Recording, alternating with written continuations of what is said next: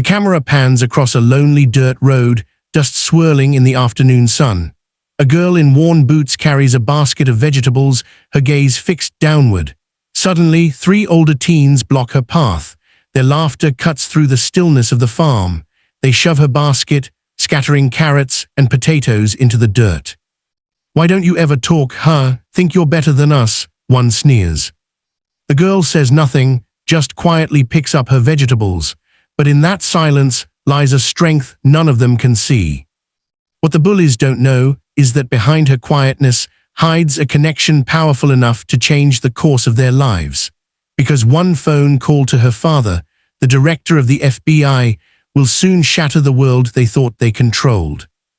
Emily Carter was known in her small rural town as the Silent One. At 17, she spoke little, preferring to spend her days working on her family's farm, caring for animals, and studying late into the night. People mistook her quietness for weakness.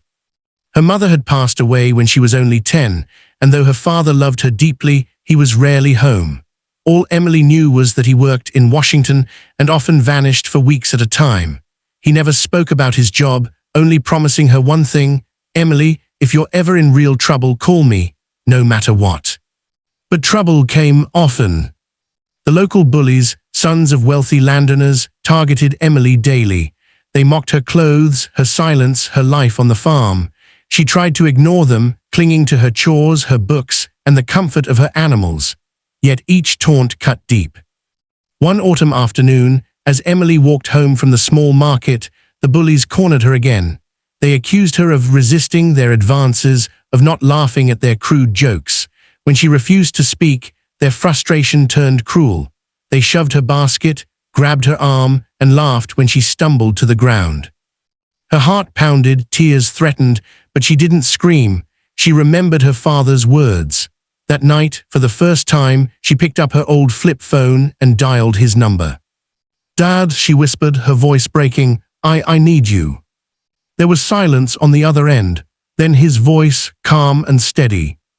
"Emily, where are you?" Within hours, everything would change. The next morning, the bullies strutted through town as if nothing had happened, but Emily's farm was no longer the same. Black SUVs lined the dirt road. Men in dark suits spoke into earpieces, scanning every angle of the property. Neighbors watched from a distance, whispering. From the largest SUV, a tall man in a dark coat stepped out. His presence commanded silence. It was Emily's father, Richard Carter, director of the FBI. Few in the town had ever seen him, and those who did never imagined he was the quiet farm girl's father. He walked straight to Emily, his eyes softening as he saw the bruise on her arm. He knelt, brushing her hair back gently. "No one will ever hurt you again," he promised. Word spread quickly. The bullies were called in for questioning, their families facing not just embarrassment, but federal scrutiny. Their arrogance crumbled when they realized who they had crossed. The FBI didn't just protect the nation, it protected its own. But Richard didn't stop at justice.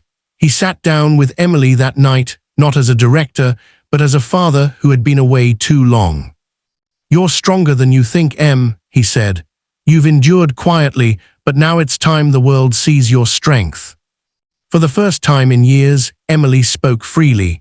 She told him about her struggles, her loneliness, and how silence had been her shield.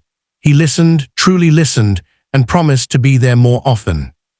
The bullies never came near her again. Their smirks vanished, replaced by shame, and Emily, though still quiet, found a new kind of courage. She realized her strength didn't lie in shouting back, but in standing tall, knowing she was never truly alone.